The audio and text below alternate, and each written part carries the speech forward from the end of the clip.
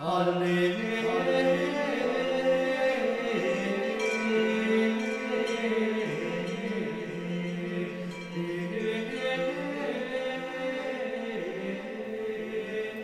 hermanos, este tercer sábado de Cuaresma, la liturgia nos invita a escuchar la parábola que contó Jesús con ocasión de algunos que, teniéndose por justos, menospreciaban a los demás. Es la introducción que hace San Lucas de esta parábola del publicano y el fariseo. Dos actitudes: suben al templo a ponerse delante de Dios. Uno le da gracias a Dios porque no es como los demás, injustos, adúlteros, ladrones. Él paga sus diezmos, él hace oración, él es una persona buena, no como ese publicano que está ahí detrás. El publicano, el hombre pecador, el que sabe que está en pecado, se da golpes en el pecho y le dice: Señor, ten misericordia de mí, que soy un pecador. La sentencia que da Jesús a continuación es significativa. El uno bajó a su casa justificado y el otro no, porque todo el que se enaltece será humillado y el que se humilla será enaltecido. El que se enaltece será humillado y el que se humilla será enaltecido. Bien, yo creo que para ayudarnos a comprender esta parábola nos sería de mucha utilidad recurrir a los 3 primeros capítulos de la carta a los Romanos de San Pablo. Aunque en la Biblia está después, en realidad fue escrito unos años antes que este Evangelio por San Pablo. En este comienzo de la carta a los Romanos, San Pablo plantea el hecho de que todos los hombres están en pecado y todos han sido salvados no por sus méritos, sino por la salvación, por la obra, por la pasión, muerte y resurrección de Cristo Jesús nuestro Señor. San Pablo, para hacer esta afirmación, divide a la humanidad en dos grupos. Podríamos decir creyentes o increyentes. En realidad, San Pablo utiliza dos palabras más apropiadas para su época: griegos y judíos. Los griegos serían los increyentes, los judíos los creyentes. Los griegos, dice San Pablo, los griegos, pudiendo haber conocido a Dios en su manifestación, en la creación, etc., no han llegado a su conocimiento y se han ensoberbecido en su propia sabiduría. Y así, queriendo ser sabios, se han precipitado en todo tipo de pecados que San Pablo a continuación enumera. Los creyentes, en su soberbia, no han querido reconocer los signos palpables de la presencia de Dios. Pero los judíos, que es a los que con el que podemos encontrar el paralelismo con el fariseo del templo, los judíos que juzgan a los demás y condenan a los demás, ellos mismos hacen lo que en los otros condenan, porque en realidad también el pecado está en ellos y ellos cometen aquello que juzgan y que condenan en los demás.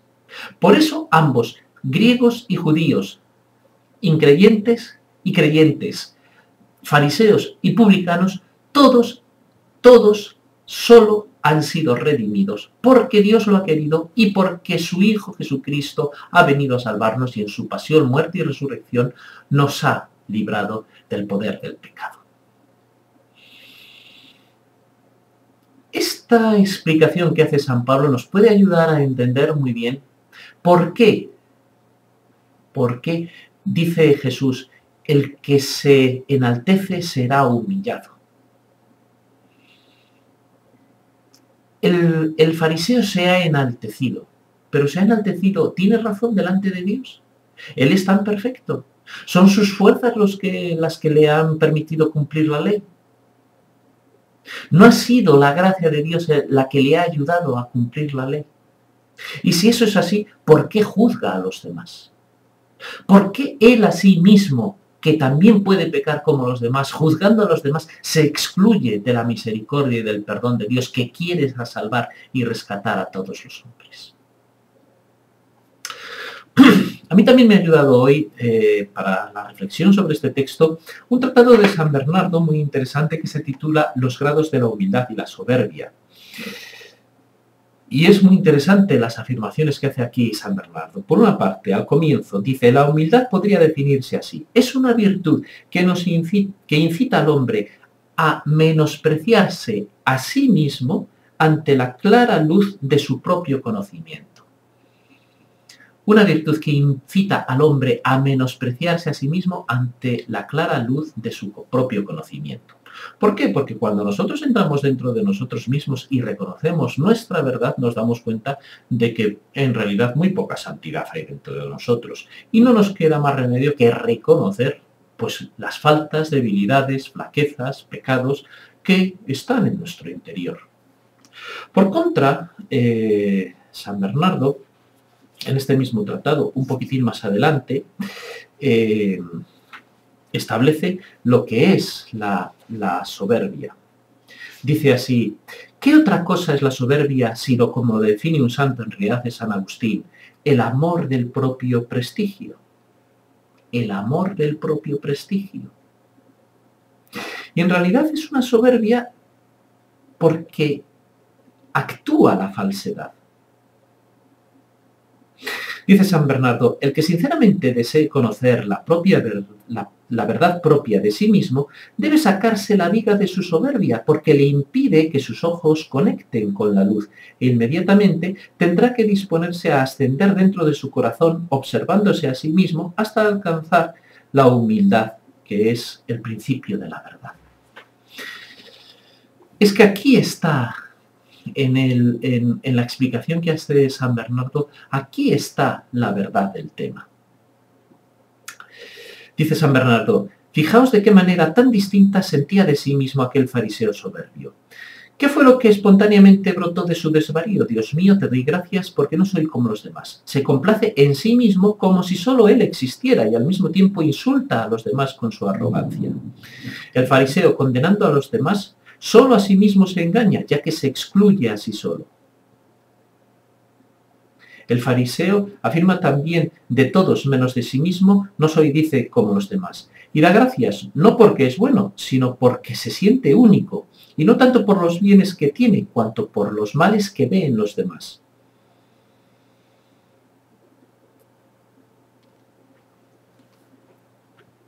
En esto, San Bernardo también nos quiere dar a entender otra cosa.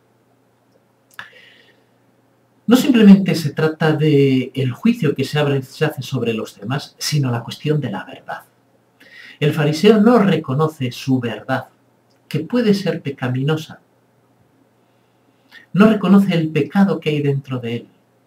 En cambio, el publicano sí reconoce esta verdad. Y aquí es donde San Bernardo establece una distinción entre lo que es la humildad como reconocimiento de la propia verdad y la humildad de Dios que se ha rebajado a sí mismo por debajo de esta verdad. Expliquémoslo. El publicano no es justificado porque haya pecado. Él ha reconocido la verdad, él ha pecado. Pero, digámoslo así, Jesús se rebaja por debajo de esta verdad. Él no ha pecado, él es el único que está exento del pecado. Y la humildad de Jesucristo es la humildad perfecta de aquel que se rebaja por debajo de su verdad. El publicano no hizo lo que debía, esa era la verdad. La verdad es que había pecado. Jesús nos invita a seguirle hasta este extremo. Desde luego, no a quedarnos en el caso del fariseo, que ni siquiera es capaz de reconocer la verdad. Se engaña a sí mismo. No sabe que el pecado está en él. La humildad comienza por el reconocimiento propio de uno mismo. Y para mí ha habido otra cosa que en este texto de hoy me ha resultado importante, porque a fin de cuentas, como creyentes que somos en Cristo Jesús, intentamos reconocernos en este publicano. Ahora bien, el pecado está ahí. ¿Cómo salir del pecado? ¿Cómo podemos avanzar en el camino espiritual cuando la verdad nos manifiesta claramente nuestro propio pecado, nuestra propia debilidad, nuestra propia flaqueza delante de Dios? A mí me ha ayudado mucho también un texto de Santa Teresa para comprender cómo puedo reaccionar o cómo puedo subir como este publicano al templo y ponerme delante de Dios para suplicarle su perdón y su misericordia. Y es a través de la oración. Es un texto tomado del capítulo 8 del libro de la vida de Santa Teresa. Dice así: El bien que tiene quien se ejercita en oración, hay muchos santos y buenos que lo han escrito. Digo oración mental. Gloria sea a Dios por ello. Y cuando no fuera esto, aunque soy poco humilde, no tan soberbia que en esto osara hablar.